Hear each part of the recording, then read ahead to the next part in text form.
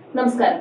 ഛത്തീസ്ഗഡ് വിമാനത്താവളത്തിൽ വെച്ച് BJP. MP. Kangana റണൌത്തിനെ മർദ്ദിച്ച സെൻട്രൽ ഇൻഡസ്ട്രിയൽ സെക്യൂരിറ്റി ഫോഴ്സ് വനിതാ കോൺസ്റ്റബിളിനെതിരെ എഫ്ഐആർ രജിസ്റ്റർ ചെയ്തു.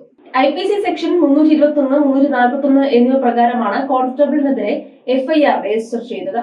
എന്നാൽ ആരെയും അറസ്റ്റ് ചെയ്തിട്ടില്ലെന്ന് പോലീസ് ഉദ്യോഗസ്ഥർ അറിയിച്ചു. Mohali airport police IPC section 321, 341 എന്നിവയിൽ എഫ്ഐആർ ഫയൽ ചെയ്തിട്ടുണ്ട്. ഇതുവരെ അറസ്റ്റ് ചെയ്തിട്ടില്ല. ജാമ്യം ലഭിക്കാവുന്ന കുറ്റമാണിതെന്നും പോലീസ് പറഞ്ഞു. വെള്ളിയാഴ്ച സമാപിച്ച NDA യോഗത്തിൽ പങ്കെടുക്കാൻ കങ്കണ ഡൽഹിയിലേക്ക് വിമാനത്തിൽ കയറാനിരിക്കെ ജൂൺ 6-ന് ഉച്ചകഴിഞ്ഞ് 3:30 മണിയോടെയാണ് CSF കോൺസ്റ്റബിൾ റണൌത്തിനെ തല്ലിയത്.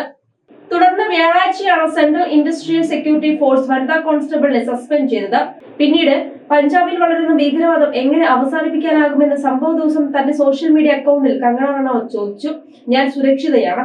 ഞാൻ സുരക്ഷാ പരിശോധന പൂർത്തിയാക്കിയ ശേഷം CSFലെ ഒരു വനിതാ കോൺസ്റ്റബിൾ ഞാൻ ക്യാബിനിലൂടെ കടന്നു പോകുന്നതും കാത്തുനിന്നു. പിന്നീട് അവർ സൈഡിൽ നിന്ന് വന്ന് എന്റെ മുഖത്ത് ഇടിക്കുകയും എന്നെ അധിക്ഷേപിക്കാൻ തുടങ്ങുകയും ചെയ്തു. എക്സിൽ ഒരു പോസ്റ്റിൽ റണൌത്ത് പറഞ്ഞു.